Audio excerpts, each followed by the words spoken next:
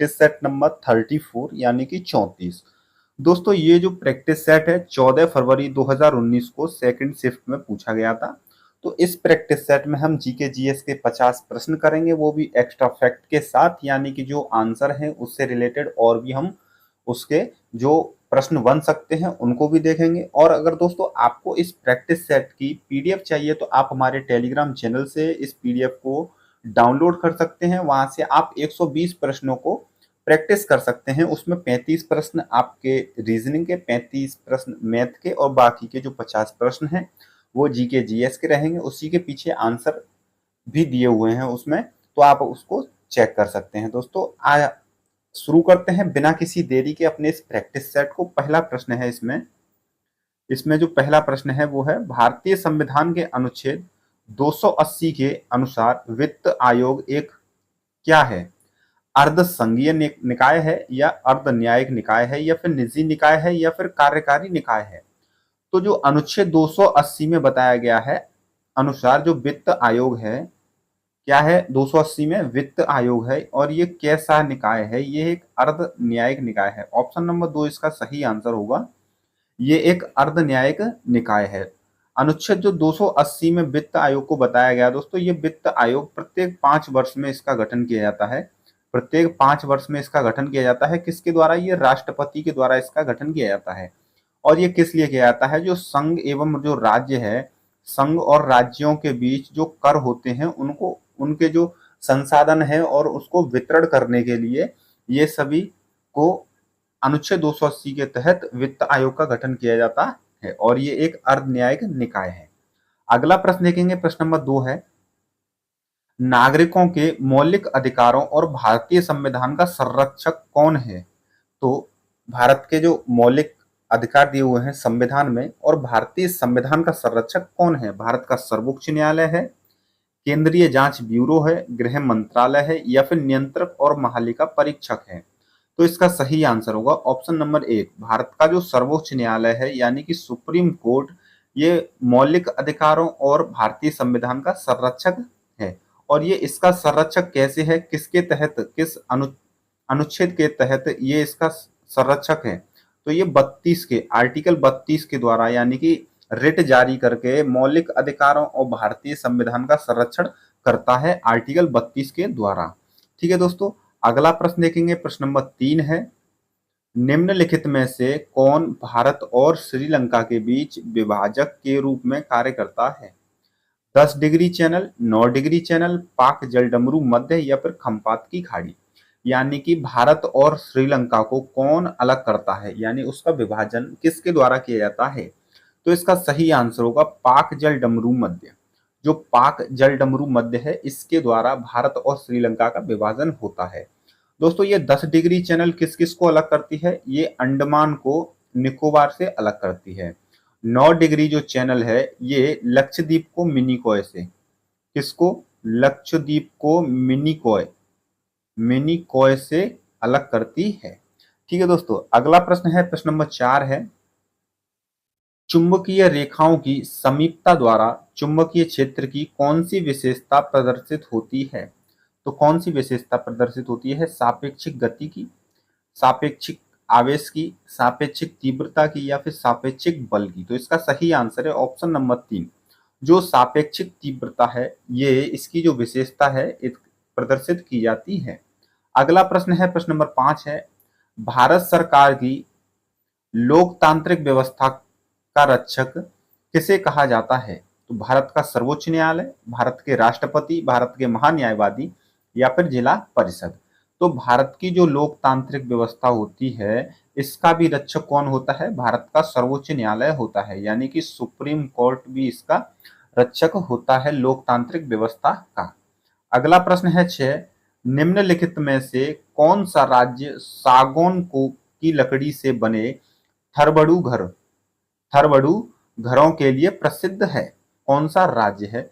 हरियाणा है, अरुणाचल प्रदेश है, जम्मू कश्मीर है, या फिर केरल है?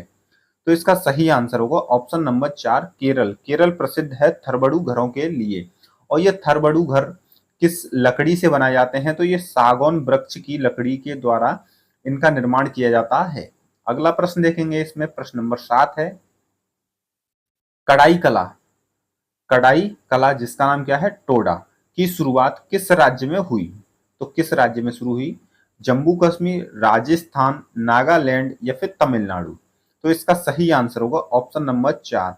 जो कड़ाई कला है एक टोडा, इसकी शुरुआत तमिलनाडु राज्य से हुई थी। और दोस्तों टोडा का एक स्थानीय नाम भी है जिसका नाम है पुखुर। इसको स्थानीय नाम यानी कि वहां पर के लोग इसको क्या कहते हैं? पुखुर कहते हैं। और इसका नाम क्या है? टोडा। ऑप्शन नंबर 4 तमिलनाडु इसका सही आंसर है। अगला प्रश्न है, प्रश्न नंबर 8 है, महाराजा रणजीत सिंह किस प्रांत के शासक थे? पंजाब प्रांत के, अवध के, बंगाल के या फिर उड़ीसा के? तो इसका सही आंसर है ये पंजाब प्रांत के शासक थे। और इनका कार्यकाल कब से कब तक था? इनका जो कार्यकाल था 1801 से लेके 1839 तक इनका जो कार्यकाल था। 1801 ईस्वी में इन्होंने महाराजा की उपाधि धारण की थी। कब की थी? 1801 में। अगला प्रश्न है 9, मछली के हृदय में कितने कक्ष होते हैं? 3, 4, 5 या 2? तो मछली के हृदय में यानी मछली के हार्ट में कुल 2 चैम्बर्स होते हैं, यानी कि 2 कक्ष होते हैं। कौन कौन सा? एक आलिंद और एक निलय। जबकि मनुष्यों के हृदय में कुल कितने कक्ष होते हैं? मनुष्यों के हृदय में कुल 4 कक्ष होते हैं। ऑप्शन नंबर 4 इसका सही आंसर होगा। अगला प्रश्न, प्रश्न नंबर 10 है, संसद में लोकसभा की बैठक के लिए कितने सदस्यों की उपस्थिति आवश्यक है? 55 सदस्यों की, 60 सदस्यों की, 45 सदस्यों की या फिर 50 सदस्यों की? तो संसद में जो लोकसभा की बैठक के लिए कुल सदस्यों की जो आवश्यकता होती है वो होती है 55 सदस्य। ऑप्शन नंबर 1 इसका सही आंसर होगा। तो दोस्तों संसद के किसी भी, जैसे लोकसभा या राज्यसभा, इसकी कोई भी बैठक बैठानी होती है तो उसके लिए एक मिनिमम यानी कि जिसे गढ़ पूर्ति बोलते हैं, उसको क्या बोलते हैं? गढ़ पूर्ति, या फिर इसी को बोला जाता है कोरम। ये कोरम क्या होता है? 1/10, टोटल सदस्यों का 1/10 यानी कि 10वां हिस्सा उपस्थित होना चाहिए। तो राज्यसभा और लोकसभा, लोकसभा में कुल सदस्यों की संख्या होती है 550 अधिकतम, तो उसका 10% 55 सदस्य होते हैं, इसीलिए 55 सदस्य इसकी जो है उपस्थित यानी सदस्यों की उपस्थिति आवश्यक होती है। वहीं पर राज्यसभा में कितने सदस्यों की उपस्थिति आवश्यक होगी? तो उसमें 25 सदस्यों की उपस्थिति आवश्यक होगी। तो इसको क्या बोलते हैं? इसको गढ़ पूर्ति बोला जाता है, गढ़ पूर्ति या फिर कोरम। अगला प्रश्न है 11, जब सूर्य मकर रेखा के लंबवत होता है तब होती है, तो क्या होती है उस समय? ग्रीष्म संक्रांति होती है, जून संक्रांति, विषुव या फिर शीतकालीन संक्रांति? तो दोस्तों सूर्य जब मकर रेखा के लंबवत होता है तो उसको पृथ्वी की शीतकालीन संक्रांति कहा जाता है। ऑप्शन नंबर 4 इसका सही आंसर होगा। तो दोस्तों जैसे कि ये पृथ्वी है तो पृथ्वी में 23.5 उत्तरी जो अक्षांश होते हैं, एक 0 अक्षांश और 23.5 डिग्री दक्षिणी अक्षांश, तो इसको बोला जाता है कर्क रेखा। इसको क्या बोलते हैं? कर्क रेखा। इसको बोलते हैं भूमध्य रेखा और इसको बोलते हैं मकर रेखा। तो जब मकर सूर्य जो होता है मकर रेखा के लंबवत होता है तो इसको शीतकालीन संक्रांति कहा जाता है। ठीक है दोस्तों, इसको क्या बोलते हैं? शीतकालीन संक्रांति कहते हैं। और ये कब पड़ती है? ये पड़ती है 22 दिसंबर को। कब पड़ती है? 22 दिसंबर को। अगला प्रश्न है, प्रश्न नंबर 12 है, बास्केटबॉल के खेल में जब कोई खिलाड़ी रिम के क्षैतिज किनारे पर हवा में कूदते हुए स्वयं को नियंत्रित करते हुए एक या दोनों हाथों से बास्केट में गेंद को डालकर स्कोर करता है तो यह शॉट क्या कहलाता है? थ्रो, बाउंस, स्लेटिंग या फिर हुक? तो इसका सही आंसर है, इसको बोलते हैं स्लेटिंग। ऑप्शन नंबर 3 इसका सही आंसर होगा। अगला प्रश्न देखेंगे, प्रश्न नंबर 13 है, निम्नलिखित में से कौन सा world network of biosphere reserve का हिस्सा है? तो कौन सा है? डिब्रू सैखोवा, नीलगिरी, दिहांग या दिबांग, शीत मरुस्थल? तो इसका सही आंसर है option number 2 Nilgiri world network of biosphere reserve का हिस्सा है। तो दोस्तों नीलगिरी ये कहां पर पड़ता है? ये केरल राज्य, कर्नाटक राज्य और केरल, कर्नाटक और तमिलनाडु राज्य में स्थित है नीलगिरी की पहाड़ियां, और ये world network of biosphere reserve का हिस्सा है। इसको यूनेस्को के द्वारा 1986 में बायोस्फीयर रिजर्व घोषित किया गया था। कब किया गया था? 1986 में किया गया था।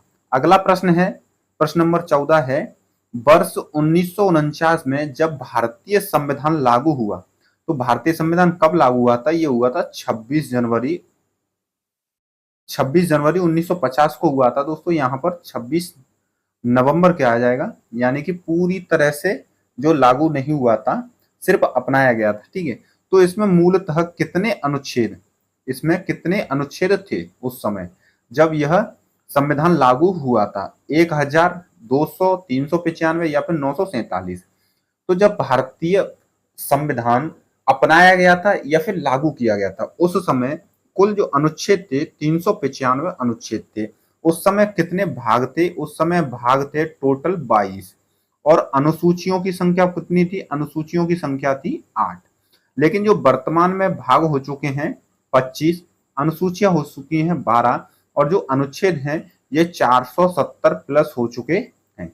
ठीक है दोस्तों, अगला प्रश्न है 15, वर्ष 1929 में भारतीय राष्ट्रीय कांग्रेस के लाहौर अधिवेशन की अध्यक्षता किसने की थी? मोहनदास करमचंद गांधी ने, जवाहरलाल नेहरू ने, सुभाष चंद्र बोस ने या फिर सरोजिनी नायडू ने? तो वर्ष 1929 में एक भारतीय राष्ट्रीय कांग्रेस का अधिवेशन हुआ था। ये कहाँ हुआ था? लाहौर में हुआ था, और इसकी अध्यक्षता जवाहरलाल नेहरू ने की थी। किसने की थी? जवाहरलाल नेहरू ने की थी। और दोस्तों इसी 1929 के लाहौर अधिवेशन में जवाहरलाल नेहरू जी के द्वारा एक पूर्ण स्वराज, क्या था? पूर्ण स्वराज प्रस्ताव पारित किया गया था। क्या पारित किया गया था? पूर्ण स्वराज प्रस्ताव पारित किया गया था। और दोस्तों यहीं पर रावी नदी के किनारे, किस नदी के किनारे, यहाँ पर प्रश्न पूछा जाता है किस नदी के किनारे हुआ था, तो ये रावी नदी के किनारे हुआ था। और यहाँ पर एक इन्होंने बोला था कि 26 जनवरी 1930 से 26 जनवरी 1930 से प्रत्येक दिन, प्रत्येक वर्ष 26 जनवरी को स्वतंत्रता दिवस मनाया जाएगा। यानी कि स्वतंत्रता दिवस मनाना शुरू कर दिया था 26 जनवरी 1930 से। अगला प्रश्न है, प्रश्न नंबर 16 है, निम्नलिखित में से कौन नैरोबी वार्ता से संबंधित है? संयुक्त राष्ट्र, विश्व व्यापार संगठन, विश्व आर्थिक मंच या फिर विश्व बैंक? तो इसका सही आंसर है विश्व व्यापार संगठन। ऑप्शन नंबर 2 इसका सही आंसर होगा। तो नैरोबी वार्ता से संबंधित कौन है? विश्व व्यापार संगठन है। विश्व व्यापार संगठन की स्थापना कब हुई थी? 1 जनवरी 1995 में इसकी स्थापना हुई थी विश्व व्यापार संगठन की। और इसका मुख्यालय कहाँ है? ये है जिनेवा, स्विट्जरलैंड में इसका मुख्यालय है। और दोस्तों इसी की 10वीं एक मंत्री स्तरीय सम्मेलन था, उसी में नैरोबी वार्ता जो कि 2015 में हुआ था। कब हुआ था? 2015 में ये हुआ था, इसको अपनाया गया था। यहीं पर देखेंगे पहला ऑप्शन है संयुक्त राष्ट्र। संयुक्त राष्ट्र की स्थापना कब हुई थी? ये हुई थी 24 अक्टूबर 1945 में। कब हुई थी? 24 अक्टूबर 1945 में हुई थी। और इसका मुख्यालय कहाँ है? न्यूयॉर्क, न्यूयॉर्क अमेरिका में इसका मुख्यालय है। अगला प्रश्न है, प्रश्न नंबर 17 है, सार्वजनिक प्राधिकरणों के साथ साथ निजी व्यक्तियों दोनों के ही विरुद्ध कौन सा रिट जारी किया जा सकता है? तो कौन सा रिट? परमादेश, बंदी प्रत्यक्षीकरण, अधिकार प्रक्षा या फिर प्रतिषेध?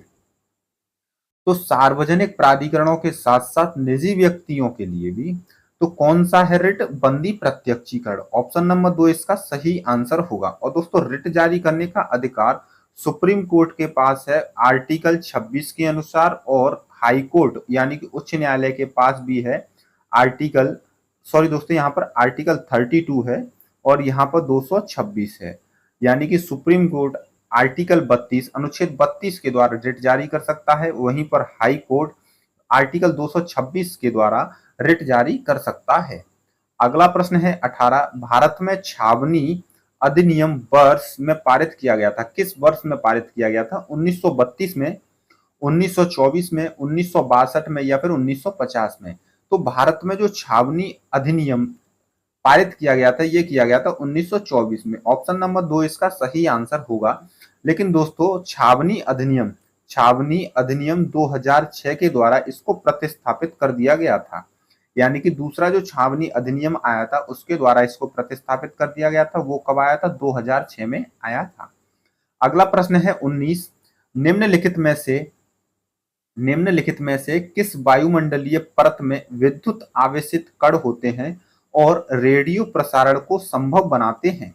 मध्य मंडल में होते हैं, समताप मंडल में, क्षोभ मंडल में या फिर आयन मंडल में? तो इसका सही आंसर होगा ये होते हैं आयन मंडल में। जो आवेशित कण होते हैं वो किस वायुमंडलीय परत में होते हैं? वो होते हैं आयन मंडल में, जो कि रेडियो प्रसारण को संभव बनाते हैं। यानी पृथ्वी से जो रेडियो तरंग्स होती हैं वो भेजी जाती हैं, तो इसी मंडल से परावर्तित होकर वे पृथ्वी की ओर वापस लौट आती हैं। तो ये किस में होता है? आयन मंडल में होता है। तो दोस्तों वायुमंडल की कुल कितनी परतें होती हैं? वो 5 परतें होती हैं। सबसे नीचे पाई जाती है क्षोभ मंडल। कौन सा होता है? क्षोभ मंडल। उसके बाद आता है इसमें समताप मंडल, समताप मंडल। समताप मंडल के बाद आता है इसमें मध्य मंडल। मध्य मंडल के बाद इसमें आता है ताप मंडल, या फिर इसी को बोलते हैं आयन मंडल। इसी को क्या बोला जाता है? आयन मंडल। उसके बाद उसमें होता है वाहम मंडल, यानी कि वाह मंडल इसमें ये होता है। अगला प्रश्न इसमें देखेंगे, प्रश्न नंबर 20 है, ब्रिटिश भारत सरकार की राजधानी कलकत्ता से दिल्ली कब स्थानांतरित की गई थी? यानी कि ब्रिटिश जो भारत सरकार की राजधानी थी कलकत्ता से दिल्ली कब स्थानांतरित की गई थी? 1927-28 में, 1911-12 में, 1906-7 में या फिर 1858-59 में? तो इसका सही आंसर है ये की गई थी 1911-12 में। जो राजधानी थी कलकत्ता से दिल्ली स्थानांतरित की गई थी। और ये कब की गई थी? 1911 का जो विशेषाधिकार दरबार था 1911 में, उस समय जॉर्ज पंचम के द्वारा, किसके द्वारा? जॉर्ज पंचम के द्वारा इसकी नींव रखी गई थी। जो राजधानी थी कलकत्ता से दिल्ली बना दी गई थी। और भारत का जो वायसराय था उस समय, भारत का वायसराय था हार्डिंग। कौन था? हार्डिंग उस समय भारत का वायसराय था। अगला प्रश्न है 21, निम्न में से कौन सा एक बादलों की निचली परत का उदाहरण है? स्तरीय कपासी बादल, इसको स्ट्रेटो क्यूमुलस बोला जाता है, या फिर उच्च स्तरीय बादल, पक्षावस्तरीय बादल, सिरोस्ट्रेटस बादल? तो इसका सही आंसर होगा, इसका सही आंसर है स्तर कपासी बादल, जिसको स्ट्रेटो क्यूमुलस बोला जा सकता है। ठीक है दोस्तों, तो निम्न में से जो बादलों की निचली परत होती है उसको क्या बोलते हैं? स्ट्रेटो क्यूमुलस बोला जाता है। और दोस्तों वे बादल जो वर्षा और बर्फबारी करते हैं उनको क्या बोला जाता है? उनको बोलते हैं निम्बो स्ट्रेटस। उनको क्या बोलते हैं? निम्बो स्ट्रेटस बोला जाता है, उनको बोलते हैं निम्बो स्ट्रेटस। अगला प्रश्न है, प्रश्न नंबर 22 है, आधुनिक आवर्त सारणी में पोटेशियम जिसका परमाणु जो सूत्र है वो है के। परमाणु क्रमांक क्या है? 12 है, 24 है, 20 है या फिर 19 है? तो जो पोटेशियम है इसका परमाणु क्रमांक होता है 19। ऑप्शन नंबर 4 इसका सही आंसर है। अगला प्रश्न है, प्रश्न नंबर 23 है, निम्नलिखित में से कौन सा निकाय संवैधानिक नहीं है? राष्ट्रीय अनुसूचित जनजाति आयोग, राष्ट्रीय महिला आयोग या फिर राष्ट्रीय अनुसूचित जाति आयोग या फिर चुनाव आयोग? तो यानी कि जो संवैधानिक निकाय नहीं है, संवैधानिक का मतलब होता है दोस्तों यानी कि संविधान में जिसका वर्णन है वो होते हैं संवैधानिक। तो इसका सही आंसर है ऑप्शन नंबर 2, जो राष्ट्रीय महिला आयोग है ये एक संवैधानिक आयोग नहीं है, यानी कि एक संवैधानिक निकाय नहीं है। जबकि राष्ट्रीय अनुसूचित जनजाति आयोग ये एक संवैधानिक है, इसका वर्णन आर्टिकल 338 ए में है। किसमें है? 338 ए में है। और राष्ट्रीय अनुसूचित जाति आयोग का 338 में है। और चुनाव आयोग आर्टिकल 324 में है। किसमें है? आर्टिकल 324 में चुनाव आयोग के बारे में बताया गया है। तो दोस्तों इसका सही आंसर कौन सा है? ऑप्शन नंबर 2, क्योंकि राष्ट्रीय जो महिला आयोग है, राष्ट्रीय महिला आयोग ये एक अधिनियम के द्वारा स्थापित किया गया था। किसके द्वारा? ये एक अधिनियम के द्वारा स्थापित किया गया था। और वो अधिनियम कौन सा था? वो था राष्ट्रीय महिला आयोग। राष्ट्रीय महिला आयोग अधिनियम, अधिनियम कब का था? ये था 1990 का। और इसकी जो स्थापना की गई थी, आयोग की स्थापना 1992 में की गई थी। किस अधिनियम के द्वारा? राष्ट्रीय महिला आयोग अधिनियम 1990 के द्वारा। अगला प्रश्न है 24, 1904 के भारतीय विश्वविद्यालय अधिनियम पारित होने के समय भारत का वायसराय कौन था? रिपन था, कर्जन था, कॉर्नवालिस या फिर बेलेजली? तो इसका सही आंसर है 1904 के जो भारतीय विश्वविद्यालय अधिनियम पारित हुआ था उस समय भारत का वायसराय था कर्जन। ऑप्शन नंबर 4 इसका सही आंसर होगा।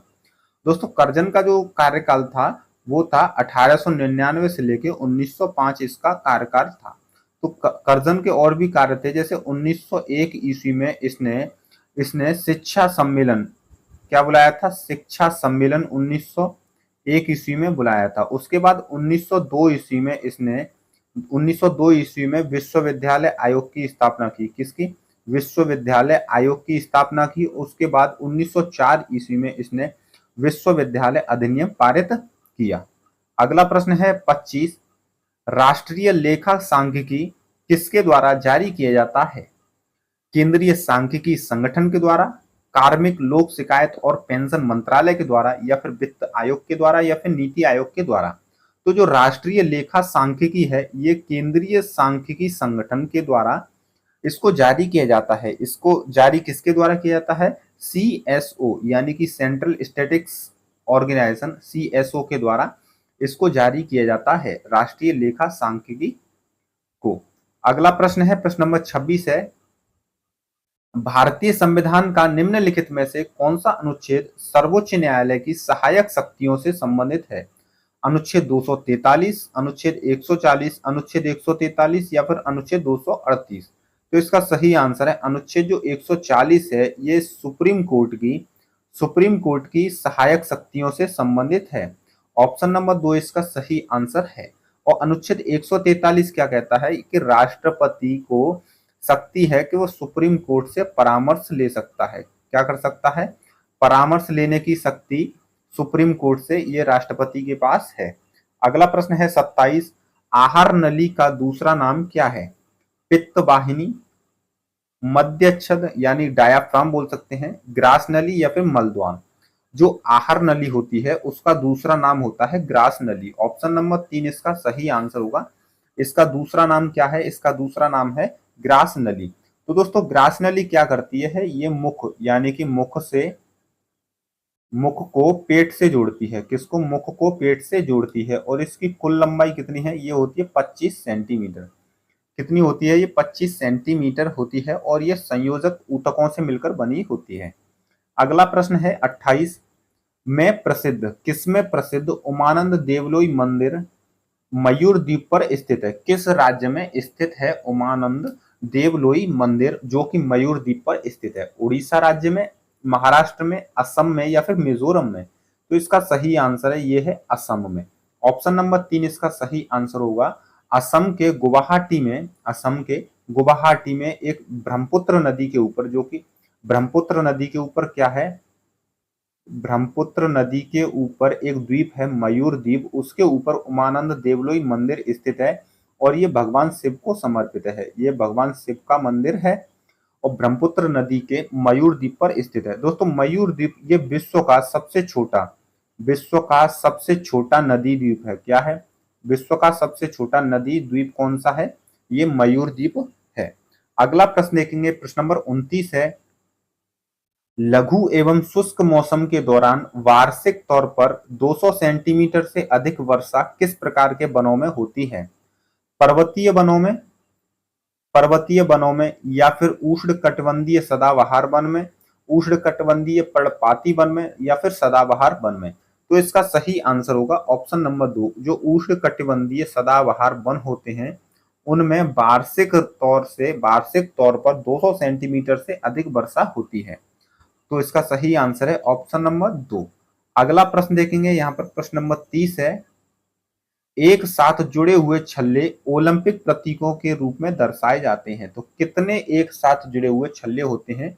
8 होते हैं, 3, 2 या फिर 5? तो इसका सही आंसर होगा ऑप्शन नंबर 4, यानी कि 5 छल्ले जो होते हैं एक साथ जुड़े हुए होते हैं जिनको ओलंपिक प्रतीक के रूप में दर्शाया जाता है। और ये कब अपनाए गए थे? यानी कि 1913 ईस्वी में कुबर्टिन के द्वारा इनको ओलंपिक प्रतीक स्वीकार किया गया था। और ये किस किस रंग के होते हैं? ये होता है, एक होता है नीला पीला, नीला होता है एक, पीला एक, काला, नीला पीला काला और हरा, हरा और एक होता है लाल। ये 5 इसमें छल्ले होते हैं, नीला, पीला, काला, हरा और लाल। ठीक है दोस्तों, और इसको 1913 में अपनाया गया था। अगला प्रश्न है 31। रोजगार आश्वासन योजना शुरू की गई थी। रोजगार आश्वासन योजना कब शुरू की गई थी? ये की गई थी 1993 में, 1994 में, 1991 में या 1992 में।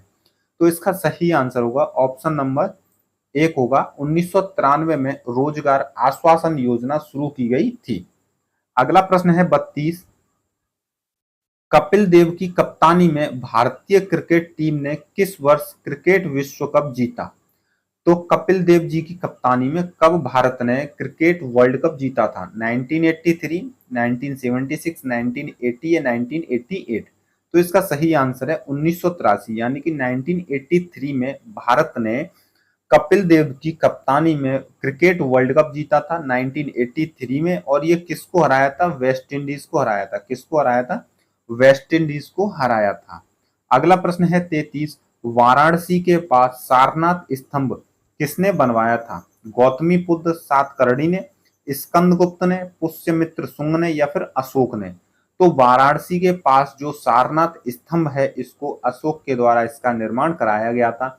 और ये किसकी स्मृति में इसका निर्माण कराया गया था? तो महात्मा बुद्ध के द्वारा जो पहली बार उपदेश दिया गया था, यानी कि जो प्रथम उपदेश दिया गया था, जिसको धम्म चक्र प्रवर्तन भी कहते हैं, धम्म चक्र प्रवर्तन कहते हैं, उसकी स्मृति में इसको सारनाथ स्तंभ का निर्माण करवाया गया था। किसके द्वारा? अशोक के द्वारा। अगला प्रश्न है 34। ज्योति तीव्रता का एसआई मात्रक क्या है? हर्ट्ज, मोल, एम्पियर या कैंडेला? तो ज्योति तीव्रता का जो मात्रक है वो होता है कैंडेला। ऑप्शन नंबर 4 इसका सही आंसर होगा। अगला प्रश्न है किस लड़ाई ने बंगाल पर ब्रिटिशों के शासन का मार्ग प्रशस्त किया? चौसा का युद्ध, पानीपत की लड़ाई, प्लासी की लड़ाई या फिर तालीकोटा की लड़ाई? तो इसका सही आंसर है ऑप्शन नंबर 3, जो प्लासी की लड़ाई थी, जो कि 1757 ईस्वी में हुई थी। तो इस लड़ाई ने बंगाल पर ब्रिटिशों के शासन का मार्ग प्रशस्त कर दिया था। और ये लड़ाई किस किस के बीच में हुई थी? तो अंग्रेजी सेना की तरफ से नेतृत्व कर रहे थे रॉबर्ट क्लाइव। कौन थे? Robert Clive. और इधर थे बंगाल के जो नवाब थे सिराज उद दौला। कौन थे? सिराज उद दौला यहाँ पर। तो रॉबर्ट क्लाइव और सिराज उद दौला के बीच में ये प्लासी की लड़ाई हुई थी 1757 ईस्वी में। और प्लासी ये कहाँ पर स्थान है? ये कलकत्ता के समीप स्थान है। कहाँ पे? कलकत्ता के पास ये स्थान है प्लासी। अगला प्रश्न है 36। इत्र और सुगंधित पदार्थ बनाने में निम्नलिखित में से किस पदार्थ का उपयोग किया जाता है? क्लोरीन का प्रयोग करते हैं, एथेनॉल का, एस्टर का या फिर कार्बन का? तो इत्र या फिर कोई सुगंधित पदार्थ बनाने के लिए एस्टर का प्रयोग किया जाता है। ऑप्शन नंबर 3 इसका सही आंसर होगा। और दोस्तों एस्टर का प्रयोग कैसे किया जाता है? एस्टर का प्रयोग किया जाता है कार्बोक्सिलिक अम्ल होता है, कार्बोक्सिलिक जो अम्ल होता है उसकी अभिक्रिया जब अल्कोहल से कराते हैं, किससे? अल्कोहल से कराते हैं, तो एस्टर का निर्माण होता है। किसका निर्माण होता है? एस्टर का, यानी कार्बोक्सिलिक अम्ल की अभिक्रिया अल्कोहल से कराने पर एस्टर का निर्माण होता है। अगला प्रश्न है 37। छोटी रक्त कणिकाएं होती हैं जो आपके शरीर से रक्त स्त्राव को रोकने के लिए थक्का बनाने में मदद करती हैं। तो वे कौन सी कणिकाएं होती हैं? श्वेत रक्त कणिकाएं, लाल रक्त कणिकाएं, प्लेटलेट्स या फिर प्लाज्मा? तो इसका सही आंसर है प्लेटलेट्स। जो होती हैं वो छोटी रक्त कणिकाएं होती हैं जो आपके शरीर से जो रक्त स्त्राव यानी कि जो रक्त का बहना होता है उसको रोकते हैं थक्का बनाने, और थक्का बनाने में उसको मदद करते हैं। प्लेटलेट्स को दोस्तों और भी एक दूसरा नाम है, इनको थ्रोम्बोसाइट भी बोला जा सकता है। थ्रोम्बोसाइट इसको बोल सकते हैं, इसी का दूसरा नाम है थ्रोम्बोसाइट। ठीक है। अगला प्रश्न है 38। भारतीय संविधान के किसी भी सदन को शुरू करने और स्थगित करने की शक्ति किसके पास है? ऑप्शन देखेंगे, राष्ट्रपति के पास, अध्यक्ष के पास या प्रधानमंत्री या फिर सर्वोच्च न्यायालय? तो इसका सही आंसर होगा राष्ट्रपति के पास ये शक्ति है कि वह संसद के किसी भी सदन को शुरू कर सकता है, स्थगित कर सकता है या फिर वह संयुक्त बैठक बुला सकता है, संयुक्त बैठक बुला सकता है, या फिर लोकसभा को भंग कर सकता है, या फिर लोकसभा को भंग करने की शक्ति भी उसी के पास है। किसके पास? राष्ट्रपति के पास। अगला प्रश्न है 39, अपराइज, जियंट, स्विंग, साल्टो शब्द किस खेल से संबंधित हैं? जिम्नास्टिक्स से, बास्केटबॉल से, मुक्केबाजी से, या फिर हॉकी से? तो इसका सही आंसर होगा ऑप्शन नंबर ए, जिम्नास्टिक्स से संबंधित है। क्या? अपराइज, जियंट, स्विंग और साल्टो ये सभी जो शब्द होते हैं ये जिम्नास्टिक खेल से संबंधित हैं। ऑप्शन नंबर एक इसका सही आंसर होगा। अगला प्रश्न है 40, निम्नलिखित में से कौन सा एक सकल खुशहाली सूचकांक का मानक नहीं है? स्वास्थ्य, मृत्यु, शिक्षा और जीवन की गुणवत्ता। तो दोस्तों जो सकल खुशहाली सूचकांक यानी हैप्पीनेस इंडेक्स जो होता है उसके जो मानक होते हैं वो कौन कौन से होते हैं? उसका स्वास्थ्य, शिक्षा और जीवन की गुणवत्ता ये सभी खुशहाली सूचकांक के मानक होते हैं, लेकिन मृत्यु ये खुशहाली सूचकांक का मानक नहीं होती है। तो ऑप्शन नंबर 2 इसका सही आंसर होगा। अगला प्रश्न है 41, निम्न में से किसका अपवर्तनांक कम होता है? फ्यूज, क्वार्ट्ज का, वायु का, तेल का, या फिर अल्कोहल का? तो जो अपवर्तनांक होता है इन चारों में से सबसे कम होता है वायु का। ऑप्शन नंबर 2 इसका सही आंसर होगा। अपवर्तनांक वायु का अपवर्तनांक होता है 1.003। कितना होता है? 1.003 अपवर्तनांक होता है वायु का। अगला प्रश्न है 42, वह पदार्थ जो वायु में जलता है कहलाता है, उसको क्या बोलते हैं? ज्वलनशील, अज्वलनशील, नवीकरणीय या अन्य अनवीकरणीय? तो इसका सही आंसर होगा उसको बोलते हैं ज्वलनशील। ऑप्शन नंबर एक इसका सही आंसर है। वह पदार्थ जो वायु में जलता है, तो ज्वलनशील जो पदार्थ होता है उसको जलने के लिए किसकी आवश्यकता होती है? उसको जलने के लिए ऑक्सीजन की आवश्यकता होती है। अगला प्रश्न है 43, देशांतरीय विस्तार के कारण अरुणाचल प्रदेश और गुजरात के बीच समयांतर यानी जिसे टाइम लैग कहते हैं वह कितना है? 2 घंटे है, 5 घंटे, 4 घंटे या फिर 3 घंटे? तो इसका सही आंसर है ये जो टाइम लैग है वो है 2 घंटे। ऑप्शन नंबर एक इसका सही आंसर होगा। अरुणाचल प्रदेश और गुजरात के बीच के जो उसमें देशांतरीय अंतर होता है कुछ कितना होता है? अरुणाचल प्रदेश से लेके जो गुजरात यानी कि गुजरात की तरफ से 68 डिग्री 7 मिनट से लेके अरुणाचल प्रदेश का जो 97 डिग्री 25 मिनट है इसके बीच में लगभग 30 डिग्री का अंतर होता है। कितना होता है? 30 डिग्री का अंतर होता है जो कि 2 घंटे के बराबर है। कितने घंटे के बराबर है? 2 घंटे के बराबर है। तो दोस्तों भारत का जो मानक समय है वो कितना है? वो कहाँ से निश्चित यानी कि कहाँ से डिसाइड किया जाता है? तो ये 82.5 डिग्री जो देशांतर है, पूर्वी देशांतर है जो कि मिर्जापुर उत्तर प्रदेश से होकर गुजरती है। वहां से भारत का मानक समय माना जाता है। अगला प्रश्न है प्रश्न नंबर 44 है, भारत सरकार अधिनियम 1919 किस संवैधानिक सुधार के कारण हुआ? मार्ले चेम्सफोर्ड सुधार के कारण, मॉन्टेग्यू चेम्सफोर्ड सुधार के कारण, मॉन्टेग्यू मिंटो सुधार या मॉर्ले मिंटो सुधार? तो जो भारत सरकार अधिनियम 1919 हुआ था ये हुआ था मॉन्टेग्यू चेम्सफोर्ड सुधार के द्वारा। ऑप्शन नंबर 2 इसका सही आंसर होगा। मॉन्टेग्यू ये कौन थे दोस्तों? भारत के सचिव थे, राज्य सचिव थे। कौन थे ये? राज्य सचिव थे। जबकि जो चेम्सफोर्ड थे ये भारत के वायसराय थे। कौन थे? भारत के वायसराय थे चेम्सफोर्ड और मॉन्टेग्यू थे राज्य सचिव। इन्हीं के द्वारा ये भारत सरकार अधिनियम 1919 हुआ था। अगला प्रश्न है 45, मानव विकास सूचकांक ह्यूमन डेवलपमेंट इंडेक्स HDI के एक घटक जीवन स्तर का निर्धारण किस आधार पर किया जाता है? सकल राष्ट्रीय आय के, शुद्ध राष्ट्रीय उत्पाद के, सकल राष्ट्रीय उत्पाद या फिर सकल घरेलू उत्पाद?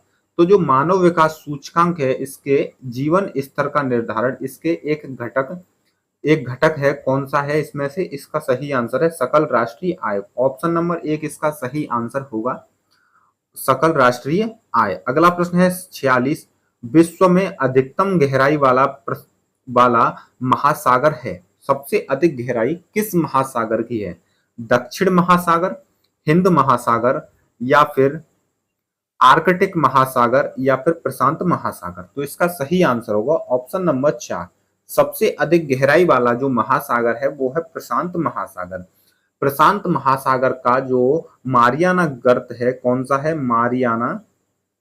मारियाना गर्त है। मारियाना गर्त में भी है चैलेंजर डीप, कौन सा है?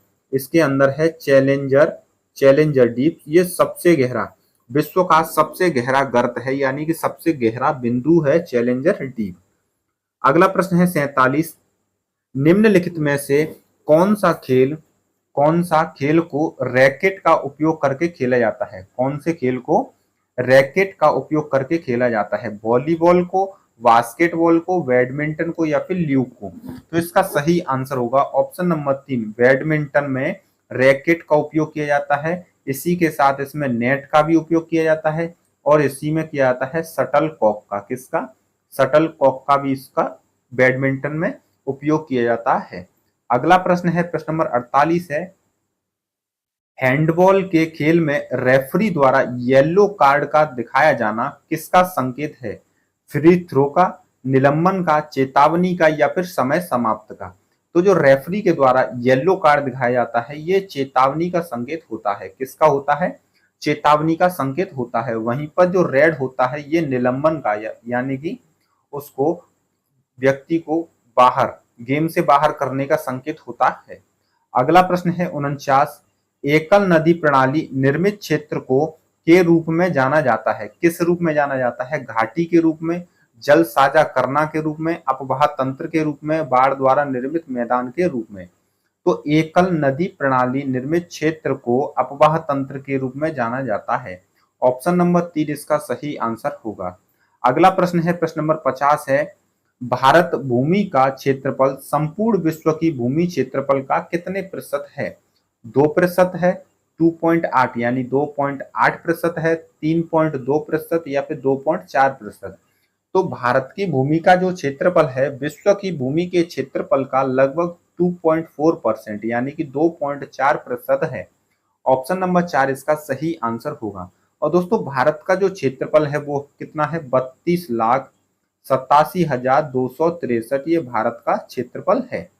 तो दोस्तों हमारे यहाँ पर 50 प्रश्न जीके जीएस के कंप्लीट हो चुके हैं। अगर आपको ये वीडियो अच्छी लगी हो, थोड़ी सी भी आपको नॉलेज मिली हो, तो इस चैनल को दोस्तों सब्सक्राइब कीजिएगा और अपने दोस्तों के साथ इसको शेयर कीजिएगा, वीडियो को लाइक जरूर कीजिएगा। दोस्तों आपका जब तक पेपर नहीं हो जाता है इसी तरह से आपके प्रैक्टिस सेट आते रहेंगे।